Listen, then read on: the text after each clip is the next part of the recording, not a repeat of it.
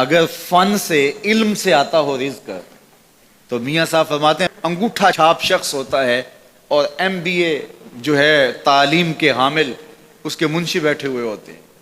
تو پھر اگر علم سے کمال آتا ہوتا تو جو ہے وہ فن سے دولت ملتی ہوتی تو پھر اس انگوٹھا چھاپ کو کیسے ملتی. اور یہ جو اتنا تعلیم یافتہ ہے ماہر معاشیات ہے یہ تو تنخواہ پہ کام کر رہا ہے اور وہ جو ہے وہ دولت کا اسے حساب ہی نہیں ہے کہ کتنی ہے. تو اس لیے اللہ فرماتا ہے کہ یہ مت سمجھو کہ یہ تمہارے فن کا کمال ہے، یہ تمہاری جو ہے وہ محنت کا نتیجہ ہے. اللہ فرماتا ہے اولم یعلموا، کیا انہیں نہیں پتا ان اللہ یبسط الرزق لمن یشاء، جس کو چاہتا ہے اس کے لیے رزق کے دروازے کھول دیتا ہے، ویقدر، اور جس کے لیے چاہتا ہے اس کے لیے رزق کو تنگ کر دیتا ہے.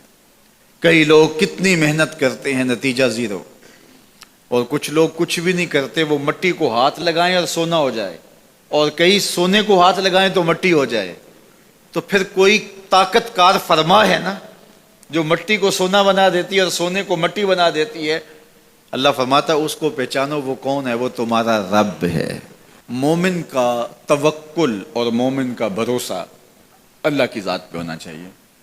جب ہم اللہ کی ذات پہ اپنا مکمل بھروسہ، جسے توکل کہتے ہیں، قائم کر لیں گے تو میرے اور آپ کے آقا و مولا نے ارشاد فرمایا کہ اگر تم اللہ پر توکل کا جو حق ہے وہ ادا کر دو تو وہ تمہیں ایسے رزق عطا کرے جیسے پرندوں کو عطا کرتا ہے. جب گھر سے نکلتے ہیں تو اس وقت وہ خالی پیٹ ہوتے ہیں، اور جب واپس آتے ہیں تو کبھی بھی کوئی جانور بھوکا واپس نہیں آیا. اور سب سے اچھا کھاتے بھی یہ ہے. باغ میں جائیں اور شاخوں سے لٹکے ہوئے امرود دیکھیں، جس امرود کو طوطے نے کھا کے چھوڑا ہو اس کو آپ توڑ لیں، میٹھا بھی ہوگا، ذائقے دار بھی ہوگا، ایکسپورٹ کوالٹی سے بھی بہتر ہوگا.